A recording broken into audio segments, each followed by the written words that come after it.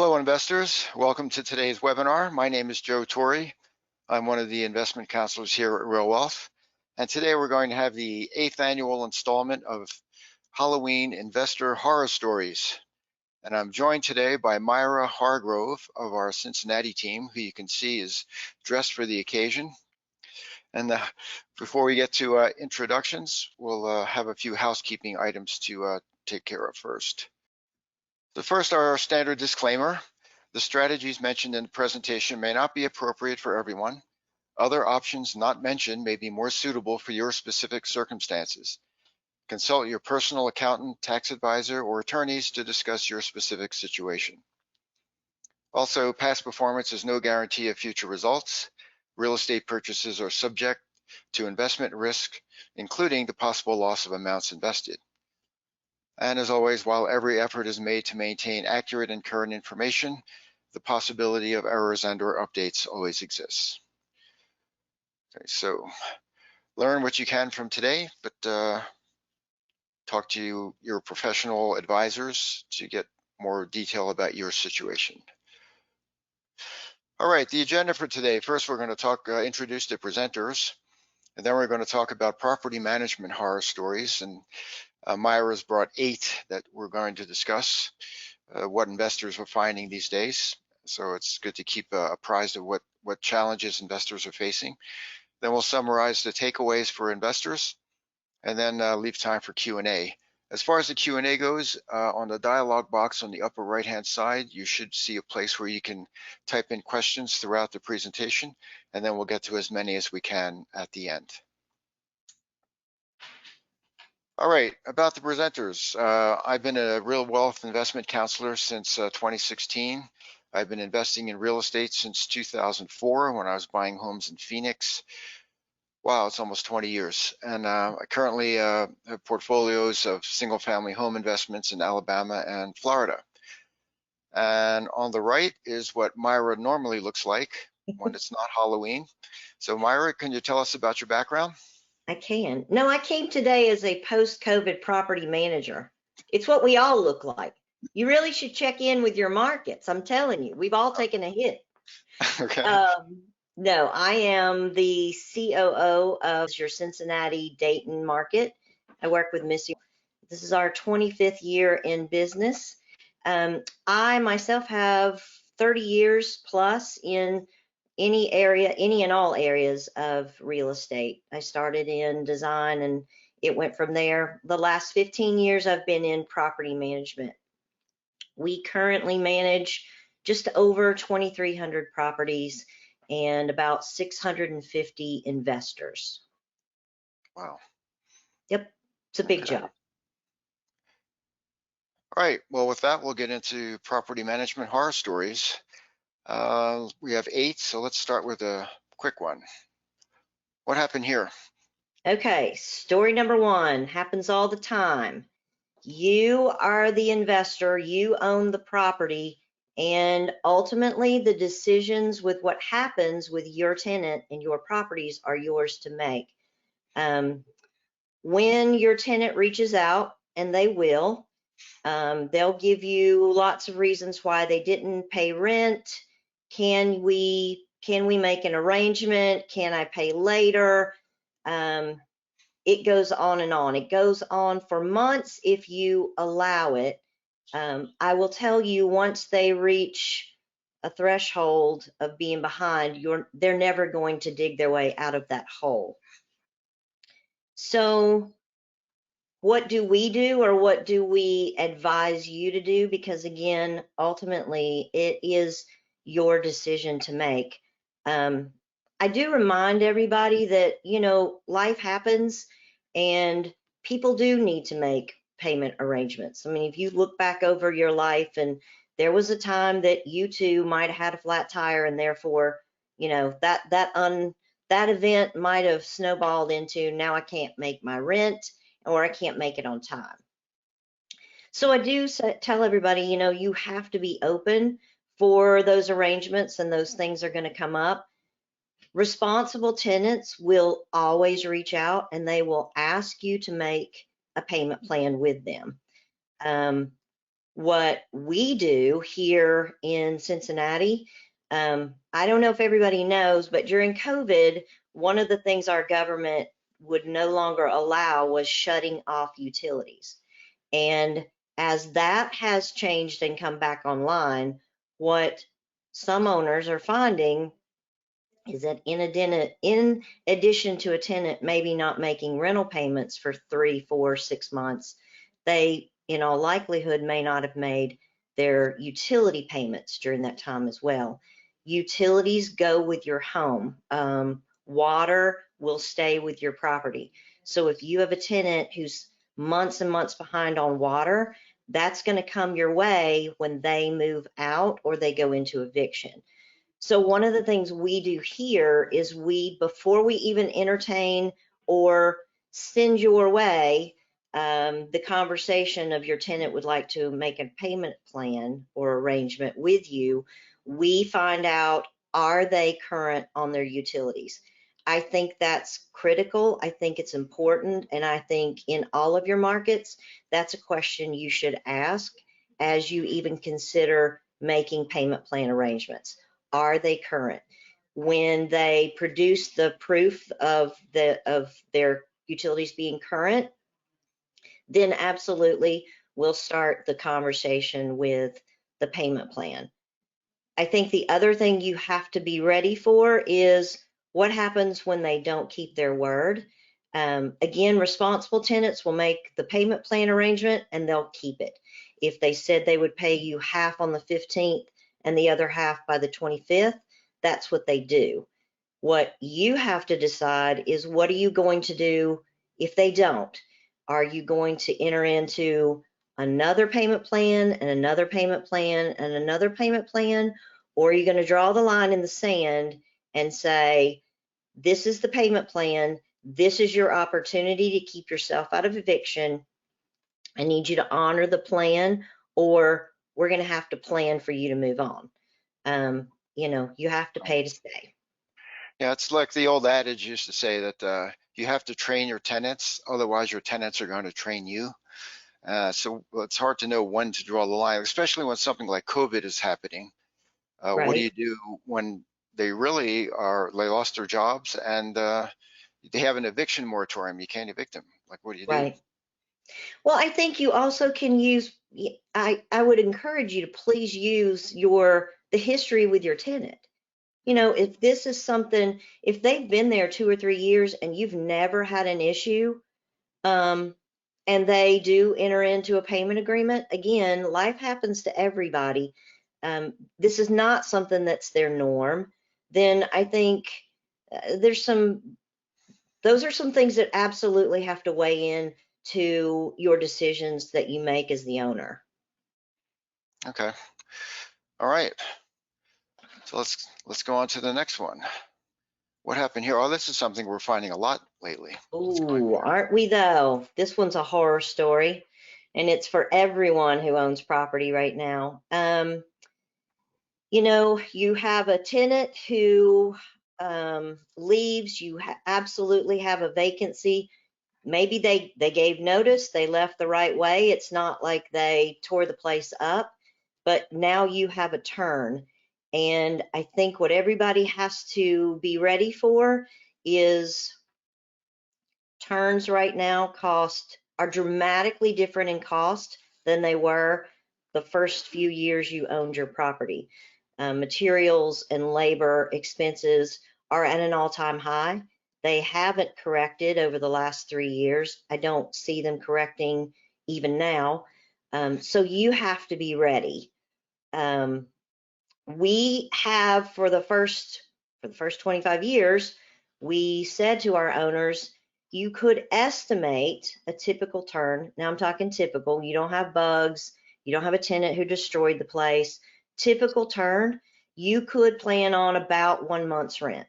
So if your place rents for $8.95, plan on $8.95 being your average turn cost.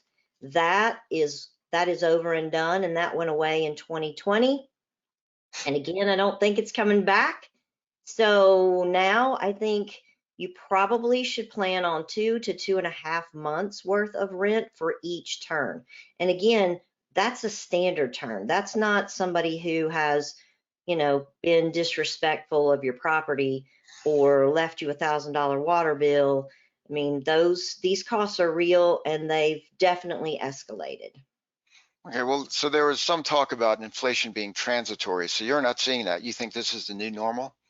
I don't see it. We still have shortages on materials. Sometimes appliances are not easy to get, and costs of materials are still at an all-time high. Nothing has come back down to our 2020 version.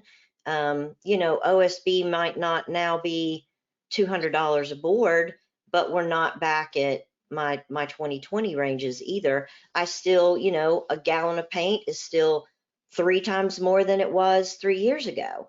I don't that has not improved. Okay, so let's talk about some tactics you've been using to try to reduce the costs. Yep. Some things that we do, and I think these are things that you could talk about with property managers in all your markets where you own property. Absolutely take a look at finishes.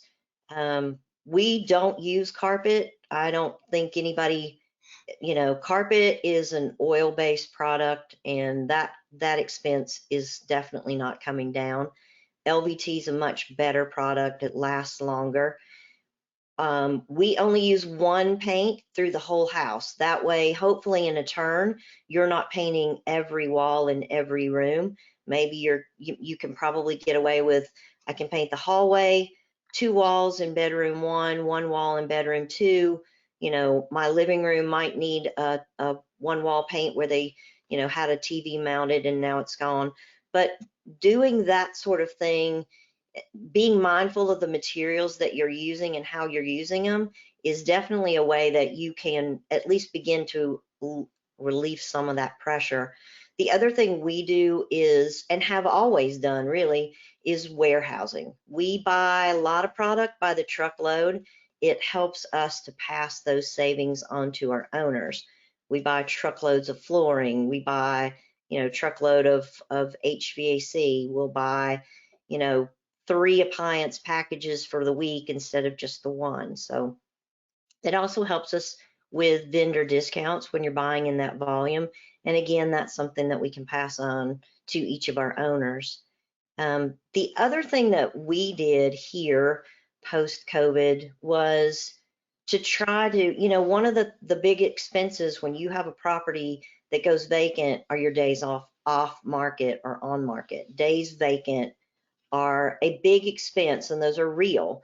If your property takes 2 months to turn versus 2 weeks to turn, it's just that much more loss that you've experienced. So one of the things that we've done is we converted quite a few contractors from independent contractors to now employees. The reason we do that is it gives us so much more control. I can't tell an independent contractor to be at the job at 8 in the morning and you don't leave till 5. These are guys that if they show up at 1 and they work till 3, that was their work day. And that was, I can't control that. As an employee, I can absolutely control it. And we do. Now, if you have to be there from 8 to 5, days on market in our re-rents department is absolutely coming down. And I attribute this one change to how we've been able to impact that. Great. All right. So those are some good tactics to use. And otherwise, the investor should also increase cash reserves. So in the event of a vacancy, you should have more cash on hand to pay for the make-ready expenses. And for future properties you're buying, plug that into your pro formas as to what's the average tenant stay, about 3 years? Right now, ours is about 3.4 years. Okay, so every three and a half years, plug in a couple $1,000s for make-ready expenses. Yeah, we've always encouraged folks to set aside reserves at the time they purchase the property. Missy's rule of thumb has been if you'll put $5,000 back as a reserve for each of your first 5 properties, so each one put 5K back, Then properties 6 through 10, put 25 to 3K back for those properties. If you'll set up those kind of reserves, then hopefully your investment property portfolio won't impact your lifestyle. And that's really the goal. Okay, sounds good. All right, what's the next story? Aggressive rent increases. Ooh, this has become a daily occurrence as well. You know, I know that we all know that the market has absolutely changed, and it drove the cost of housing up. It also drove rents way up. Things are starting to soften now, both on the retail market for housing and in the rental market. So rents are starting to level off. Again, you own the property and you are in the driver's seat and you get to decide. When our leasing department sends out a renewal offer, it comes first to the owner, and they're going to give you suggestions. They're going to give you those suggestions based on the market and the neighborhood, you know, all of those things, and tenant performance, all of those things figure in. You can do what you'd like. I will tell you though, if you are overly aggressive, as I hate to say many owners have been in this last year, I feel like you're setting your tenant up to fail.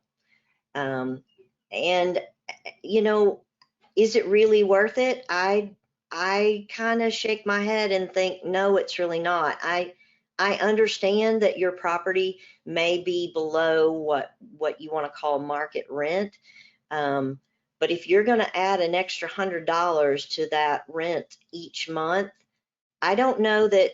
And again, you know the tenant, you know what they've been paying for rent, you know the kind of performance they've had. If you go into a lease renewal and you want to add $100 to the bottom line for a tenant who has already been late month after month after month, or maybe has already been a month or two behind and are paying their way out, I have to ask, what do you think is going to happen when you add $100 to their rent every month? I feel like you're really setting them up to fail. Right. And I did a little back of the envelope calculation here. So let's say you get greedy and the tenant leaves and the rent was 1,500. So it's going to take at least a month to clean the place up and find a new tenant. So you lost 1,500 in rent. Then you have the make ready that we just talked about. Let's say that's 3,500. So you lost $5,000. And for what? So you can get $100 a month more. So Right. the 5,000 divided by 100, it's going to take you 50 months. That's over 4 years to recover the money you lost from that vacancy. So really trying to squeeze every last dollar out of the tenant is kind of a short-term approach. So, Yeah, you know, everybody's paying more for everything, and I understand when you have additional expenses. Your taxes have increased, your insurance is up. I get passing on some of the much needed expenses when they become real to you. But I just caution you to keep your head on and let's not get greedy. right. So a vacancy is really what kills your cash flow. What do you think about keeping property rents about $25 or $50 a month under market? So your tenant knows that if they left, it's going to cost them more to leave. Does that help? Absolutely. I think that's absolutely a play. You know, a lot of folks are finding if your rent is probably when you purchase the property. I know I can only speak for our market. When you purchase the property, you went in at top of the market in that neighborhood. That's how we always set those rents. It's a brand new rehab. You know, you've entered that neighborhood or that market space at top of the rent. You know, so is it even realistic to think you can add $100 after that first year? I don't think so.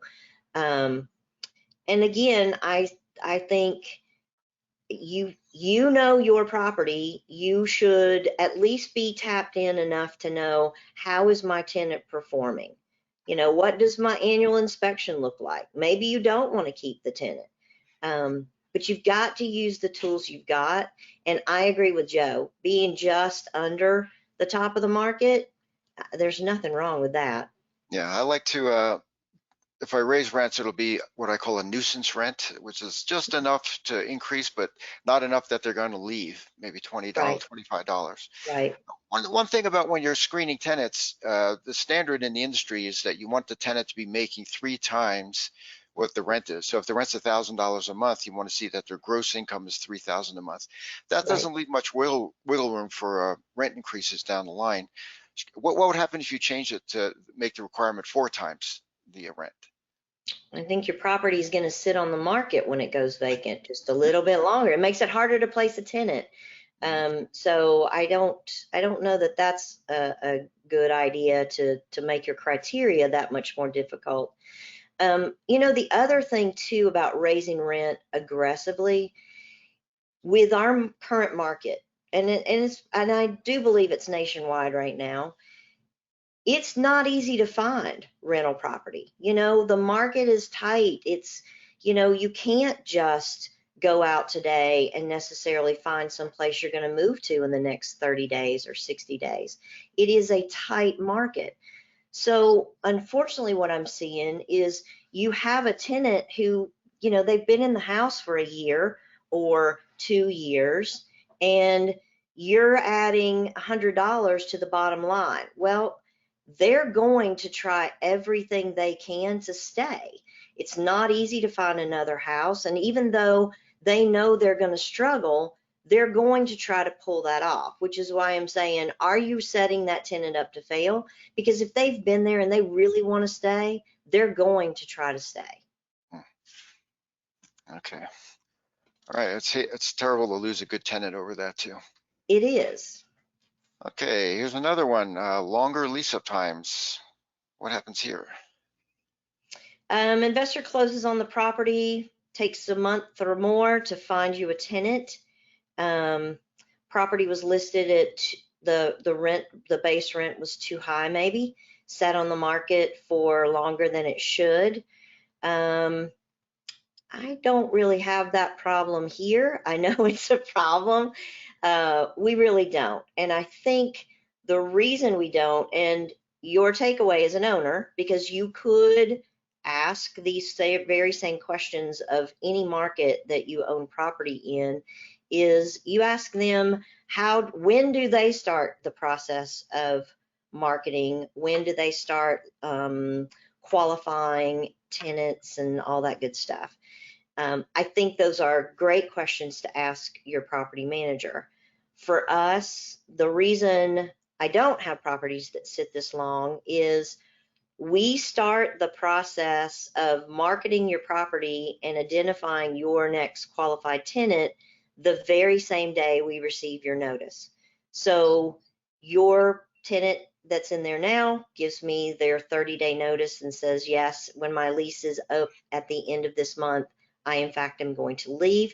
Then that already starts the marketing machine over in leasing. So they start that same day. It posts to the coming soon properties, and we start taking applications and finding your tenant then.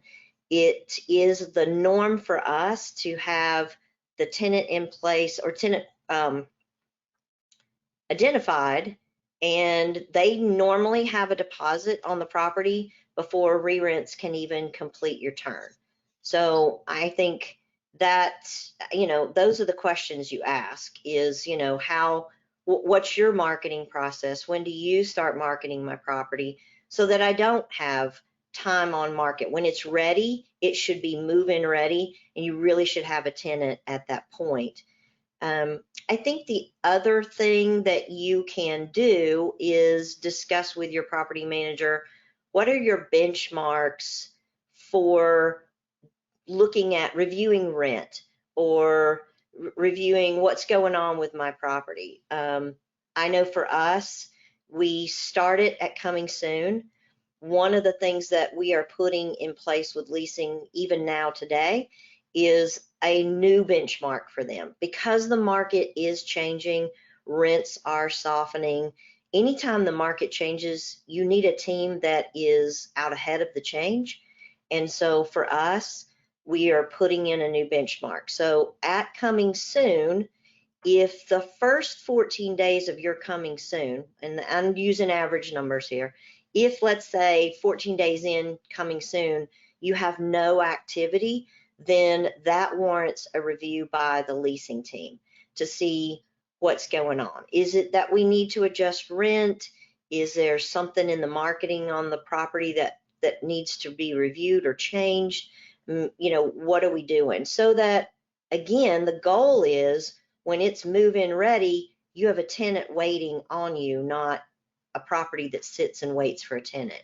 Okay, so what's coming soon? Is that a place on your site where you have properties that are coming on the market? It is. It's a place where, so if you were a potential tenant in our market, you would go to our website, and in addition to available properties, which those are ready and move-in ready, you aren't going to find very many. What you are going to see are all of my coming soon properties. So anything that I know is going to be coming up in the next 30 to 60 days is already on the website. It's marketable. The leasing team, they can take applications, they can qualify a tenant.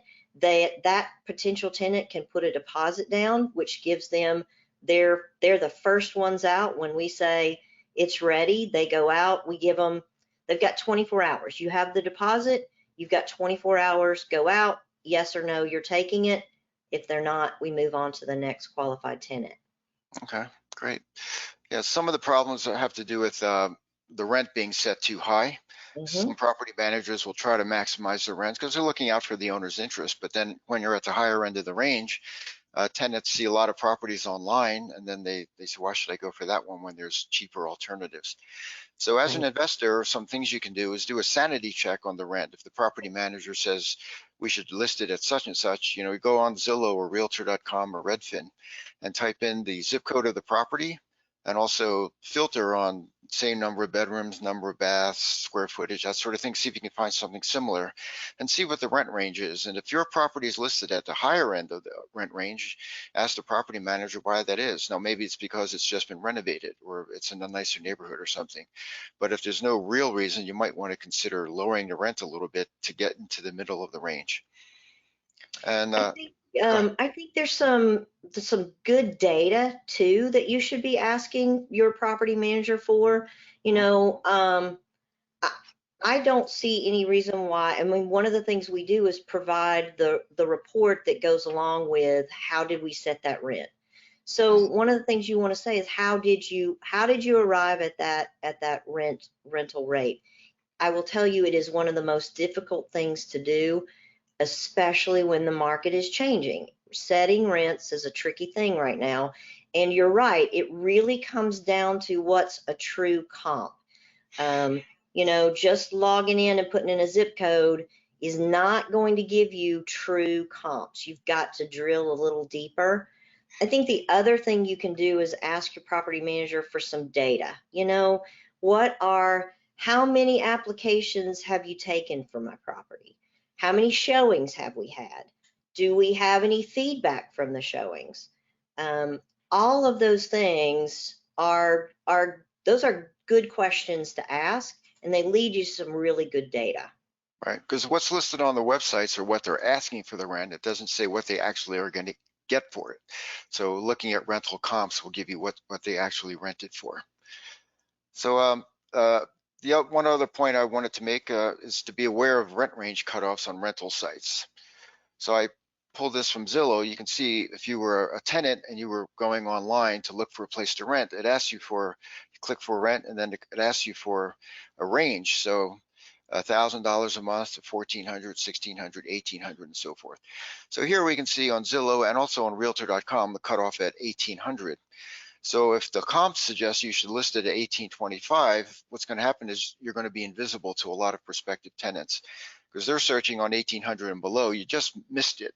So there's a lot of people who are never going to see your property. So at that point, you might want to ask the property manager, I know if the comps say 1,825, what do you think about 1,795 just to get in under that cutoff? And we'll get much more visibility and traffic and applications. So what do you think about that? Absolutely.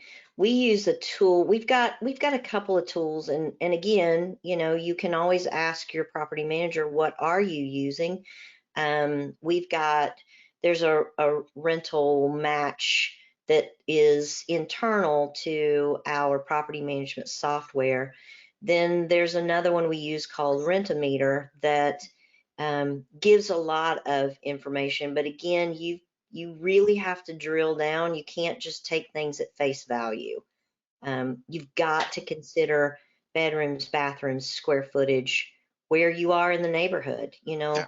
Some markets are kind of tough, and you really have to know the neighborhood. Just because I'm in a half-mile radius does not necessarily mean that I can use all the comps that a Zillow is going to give me. You really have to have that market specialist. And again, I think you drill into the data with them to Right. ask. Um, As Zillow and those sites are good for a sanity check, but you really need to yes. drill down further. What percent of your applications come from these third-party sites like Realtor and Zillow? And You know what? I'm not gonna know because the way we use Show Mojo and those things through Appfolio, and the way it works is I just push a button to go live on my marketing, and it pushes our properties to, gosh, several dozen sites. I mean, it hits everything. So, I don't really track which one of the sites most folks are coming from. okay. And what about seasonality as far as lease-up times go? Like right now, we're moving into the holidays, Christmas, Thanksgiving, New Year's. People tend not to move, especially in cold climates like Ohio. What are you seeing there? What effect does that have? It absolutely slows down. It does. And one of the ways that we deal with that and is to we kind of look at the timing on the lease. If you own a property with us, you're not likely to have a lease end date that's going to hit you November, December, try not for January. Because when we get to those months where we know things slow down because of winter, because of holidays, and again, it's your property and you get to say, but we would suggest that you offer a 14-month lease, not a 12-month lease, so that you leave that winter cycle. Mhm. Perfect. Oh, well, that's a good segue into our next horror story. 2-year leases. What happens here? 2-year leases. Offered a 2-year lease to a brand new applicant. You have no knowledge of what they're going to do. And yes, I understand they look great on paper. They make 3 times the rent. They've got a great work history. They have no evictions in their background. Their background check, their criminal check came back fine. On paper, they look ideal. But what you find is that I have now locked myself into 2 years with somebody who, it turns out, maybe the reality didn't look as good as their paper version. So, Oops. Sorry. uh-oh, it's okay. So what do we do? I We don't offer, and I would highly recommend that you never give somebody that you don't know or you have no real knowledge of more than that first year. We don't even offer post-COVID. We don't even offer 2-year leases anymore. We just ran into so many issues with folks who were in those long-term leases, and again, COVID changed things. Now I have somebody who I can't get out for 2 years, and it turns out, in addition to not paying their rent, they aren't paying their water bill, which comes to me. I mean, there's just a lot of headaches with long-term leases right now. I'm not saying don't ever offer them again, but I we're wary right now, and we in our market are not offering 2-year leases. 1 year is as long as we'll go. Um, we also don't necessarily roll to a month-to-month lease anymore either. So right now, our our two lengths of lease are a 1 year, or they automatically roll to a quarterly lease. So Lease times out, they're going to be there for 3 more months. Right. Okay. Yeah, in some cases, some markets, there's an exception, like a corporate client is moving some executive over for 2 years. So you maybe get a 2-year lease then. But in most cases, it's better to just offer the 1-year lease, see how they are, and then offer 2-year leases after that. You know what, I still do see some multiple year leases, but it tends to be you have a potential tenant who will reach out and say, I'd like to pay 3 years in advance. Wow. And why would you not? So, but they come with cash in hand. I mean, they put in 3 years worth of rental payment. Wow. Okay. Yeah. All right. We're getting down to the end. Number 6, not reviewing statements. What happened here? Oh, this is a daily occurrence as well. I'm begging you, please, please, please look at your statements. So we have, if you own property with us, you know you have just gone through this exercise where we had to send out all new management agreements on 2,300 properties. The state of Ohio is requiring us to have current management agreements signed by you and in our files. So the only way that we could do that was to give everyone a deadline and say, unless or until you return your agreement on August 1st, we will hold your disbursements. And sadly, I still have 10 folks or more who have yet to notice that since August 1st, they have not received a dime in rental payments. Now, I did have a couple who reached out to say, well, my bank account went negative this month, and that got my attention. So they are starting to notice, but unfortunately, not so much in a very timely manner. So we tell people all the time, I get that this is, ideally, this is hands off. You're a passive investor, and we're doing all we can to operate and, take care of tenants in your property without having to involve you in the day to day. But you know who cares more about your money? Well, that would be nobody but you. So it shouldn't take you more than 15 minutes on a property on your owner statement. It should be about a 15-minute activity. You pull the statement, you look at it, you check your bank to make sure the disbursement is as it should be, and that's really all you should have to do, but you should do it. The other thing that happens, for us, there is a limit to your look back. If you had an event, let's say you had a maintenance event back in January that you're just seeing in October, it's too late to challenge the whole event. So in and read into your management agreements, but most of your managers are going to limit the period that you can do a look back or you can challenge the expenses. It's so difficult to do 6 months later to see what went on and to piece all those together. So Right.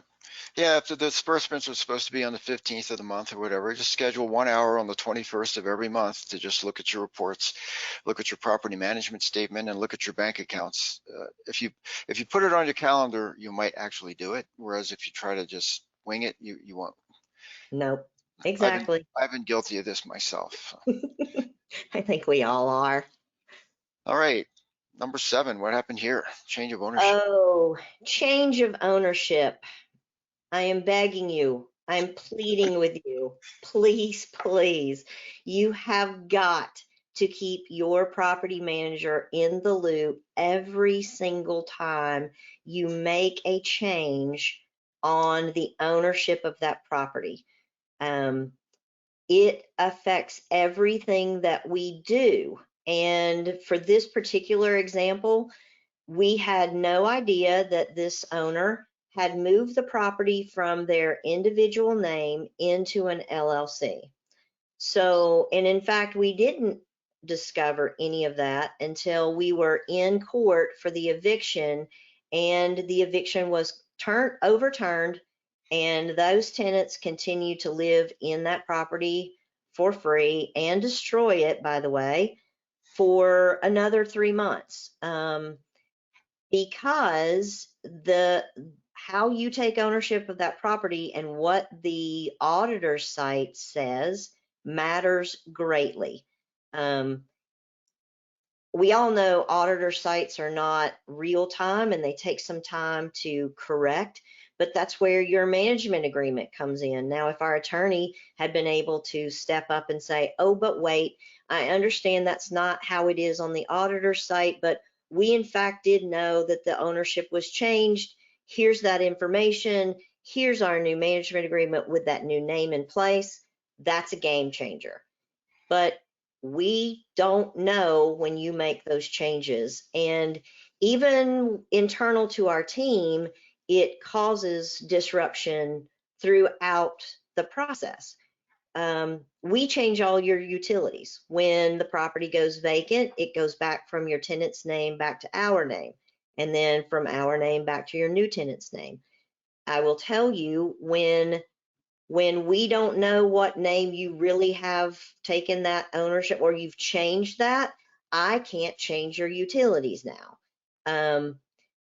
Winter in Ohio, you do not want your gas to be turned off in January or February, or you run the risk of something bad happening to your property. Again, I just say, whatever you're doing, when you're doing it, include your property manager. Shoot the email that just says, hey, I've changed this, I paid this off and I'm moving it to an LLC. Here's my LLC information. It's as easy as that. And that's true of insurance too, right? You have to, if you change Yeah. properties, you tell your insurance company. Yep. I mean, there's just a lot more to it that you maybe don't necessarily have to think about. I mean, ideally, your property manager's doing all that for you. But again, you've got to send the email that says, even, this is what I'm doing, and let me know when you're done. Okay. In this particular investor's case, you moved it to an LLC. What about divorce? Like if there's a husband and wife that own the property and then they get divorced and then it goes into one of their names, same Yep. thing? Same thing. Anytime you've changed anything about the ownership of that property, you've got to relay that information to a property manager. All right. Okay, final stretch, last one. What happened here? Oh, prolonged eviction. Street starts tenants. I'm telling you, this is a real thing, unfortunately. There are professional squatters out there. They know the system. Don't kid yourself. They know it, and some of them work it. You don't want to find yourself in the middle of any of that just by somehow inadvertently and even setting or plugging yourself into that process. So, there's not a whole lot we can do except to keep pushing through it and, keep the eviction current and keep pushing for the judgments and all of those good things. Again, the reason you have a property manager is you've taken yourself out of the middle. You should never be having conversations directly with a tenant. You should never have email exchanges with your tenant. You should never have conversations with a tenant. There are fair housing laws that you will never know.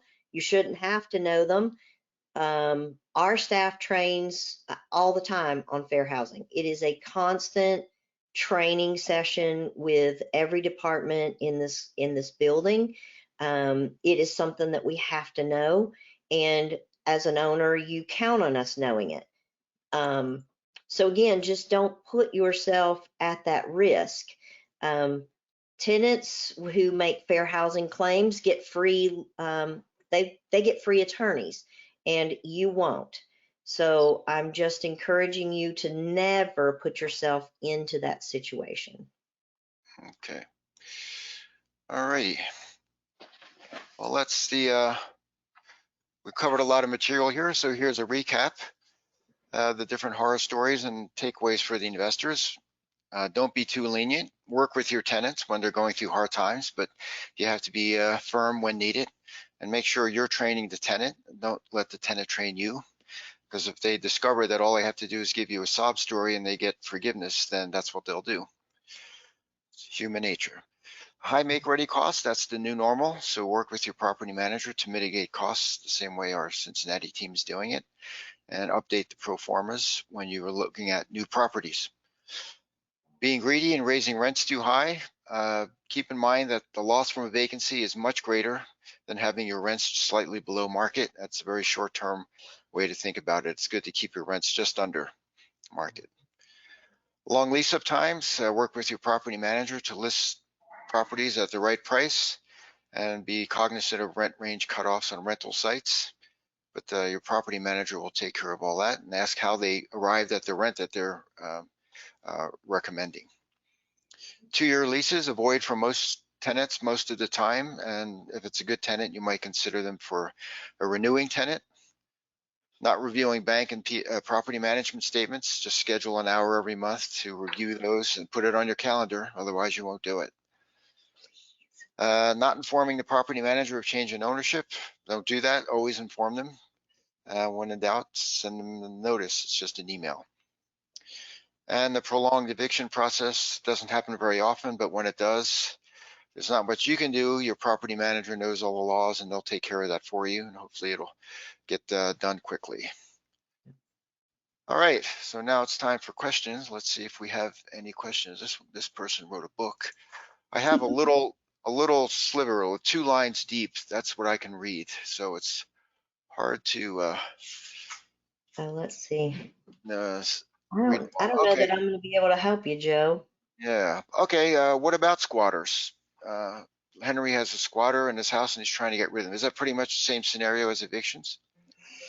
Yeah, it is. I mean, you know, you have to, unfortunately, squatters by rights have put themselves in the property. There are actions that you can take at the, and when I say initial onset, I'm talking within hours of them getting into that property, or within hours of you finding them in that property. What you do next matters greatly. That will help you to get the eviction moving forward. But unfortunately, when they're in and they've established that they're in, then you have to go through the process, the entire process of eviction. It has to run its course. Okay. This investor says that their make ready has gone up about 30%, not doubled. That's good. It varies by market. Let's see. Okay, here's one from Lisa. What do you think about do-it-yourself tenant showings, where instead of showing the property to the tenant, you just give them a lockbox key and let them go there on their own? Is that a good idea? I think it's a great idea. It's how we've always shown our properties. We have never had leasing agents go to the property to meet potential tenants, not pre-COVID, not post-COVID. Again, you can ask your property manager how they handle it. I think it's a great plan. We use a product called Show Mojo, which is an electronic lockbox, and it gives, so the potential tenant has to send in some things so that they even are able to get a combo. The combo changes by the different showings.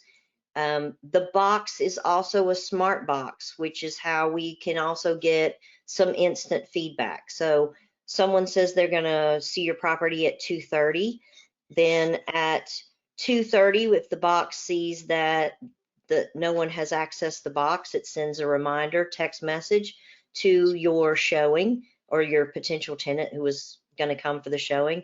Hey, are you on the way? We see you're not there. Do you need to do this later? I mean, it gives some kind of instant feedback, and somebody in your leasing department is kind of running those behind the scenes and can help them to either reschedule or reset. The other thing Show Mojo does for us is, again, it's that instant feedback. So if my 2:30 showing has gone through the house, and now they're gone, and my box knows it because the box got the key back and is closed up.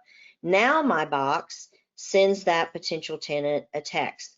What did you think of the house? You know, it was the coolest thing I saw all day. Or it had, you know, there was a dead mouse in the basement. I'm never going to live there. I mean, whatever's going on, it's real time. They could say it was great, but one of the bedrooms smells like a cat. It's good. It's useful feedback. Real time. It's real time. The box also might say to them, did you turn all the lights off? And did you lock the door? So turning all the lights off means now, because again, you have the utilities when your property's vacant, you know, I don't want all the lights on in my house for the next 48 hours. So, Right. So those are the kind of things. Okay, Sally has a question. Can I hire Myra to interview tenants in that costume? What's costume? Right? She always dresses like that. I always say, what costume? I told you I was a post-COVID property manager. We all look like this. Yeah, right. Okay, I would like your contact information. Do you cover Dallas, Texas? No, RealWealth has a property team in Dallas, but Myra works in Florida. So if you're Cincinnati interested, team. Cincinnati. I mean, sorry. Uh, I was reading the next question. So if you have interest in any other markets, just contact your investment counselor. Okay, the next one is more of a comment. It says this is true in Ohio, but in Sunbelt markets like Florida and Dallas, Texas, rent increases can be a little more aggressive. So, okay. We were talking about, you know, horror stories that Myra has been experiencing lately. Here's a question from Sarah about LVT. You said you use LVT everywhere. Is that also in the bedrooms? Because in cold climates like Ohio, usually you want carpet. Nope. Nope. You put LVT in the bedrooms too? Put LVT throughout the house. It goes every room in every house. It is the one flooring that's going to run through your property. If you have a tenant that wants carpet in a bedroom, they can put rugs down. But you don't have to replace your tenant's rugs, but you will have to replace carpet when they leave. And carpet is one of those things that is, you know, worn out carpet is considered normal wear and tear. You're not going to get a lot of support from the eviction court when you say they trashed my carpet. They're only going to allow you X percentage of money towards new carpet. Okay. All right. Well, that's great. All right. Marcella says, which states do you do property management in? Okay. So you're in Ohio, Cincinnati. So that's where you are. But in general, all of our RealWealth markets have property management that has been screened and vetted. So in any of our markets, we have property management set up. All right. Sanjay has a question. He has a Section 8 tenant that's supposed to pay $200 a month, and the government pays $1,000, but the Section 8 tenant's not paying the $200, but he's still getting the $1,000 from the government. Is it worth evicting the tenant for the $200?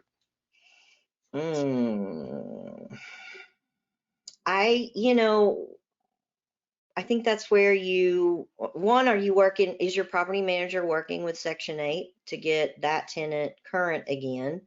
You know, there's still a lot of government support out there. We're still collecting self-payments weekly for non-paying tenants. So there are some things that your property manager can do to help you kind of prod that along. You know, I don't know. Do you turn the property over $200 a month? You know, how long's it been going on first? You know, what kind of arrangements have you made with them? Can you use that threat that you're going to lose your Section 8 voucher? Do you guys do Section 8? We have Section 8 tenants within that portfolio. Section 8 isn't a good fit in this market. So the way it works, Section 8 is slow and steady here. And our properties move pretty quickly, and the way we do it is the first qualified tenant who has the deposit gets the property. So in our market, Section 8, that your tenant may qualify, and Section 8 may say, yes, we're going to do this, but you may wait 4 to 6 weeks for a Section 8 deposit because they're going to do their inspections and all that good stuff. In those 4 weeks, when someone else who qualifies comes along and they put that deposit down, that Section 8 tenant was just removed from the equation. So we do have Section 8. They tend to be long-term tenants. I can't say there's anything wrong with having Section 8 tenants. It's just in some markets it works better than others. This isn't one of those great markets for Section 8. Yeah, I guess if the government bureaucracy is so slow, then they don't stand a chance against a market tenant because they can move Right, much right. faster. All right, well, it goes back, I guess, to training your tenant rather than having your tenant train you. If they're reneging on the $200, at some point you might have to kick them out or threaten them with losing their voucher. All right, are you allowed to reject Section 8 tenants?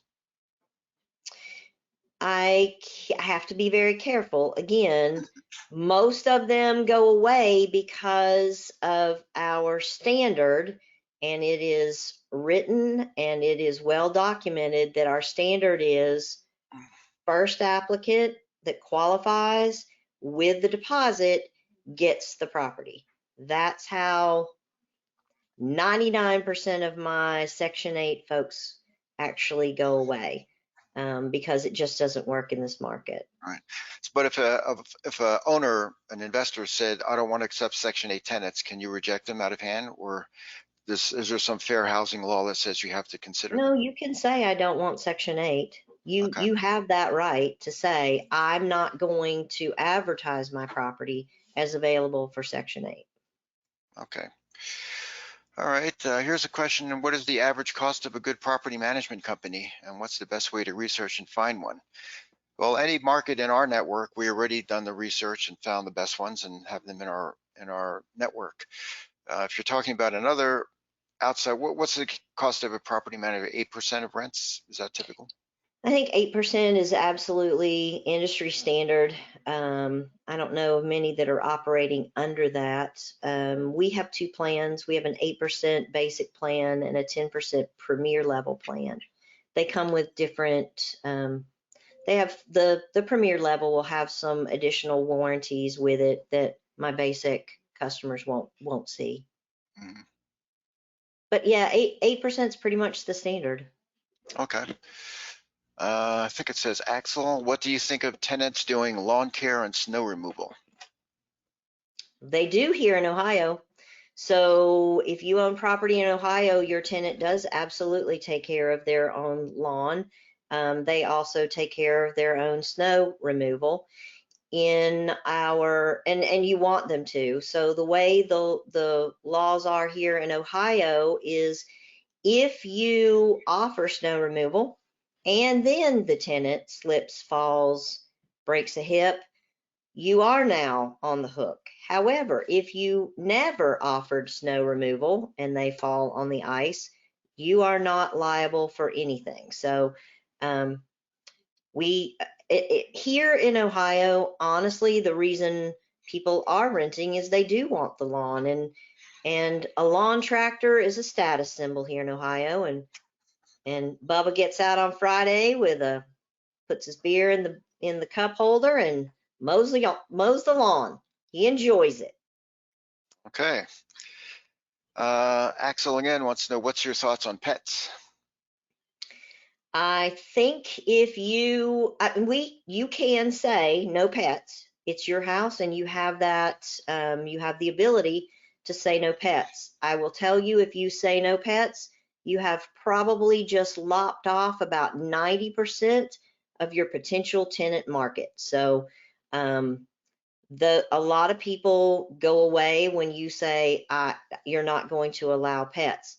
The other thing I will tell you is you can say you don't want pets, but if someone comes with an ESA animal, guess what?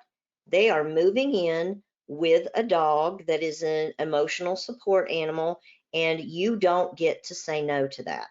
So I think it's best to work with a property manager to talk about what does it look like when someone comes with pets.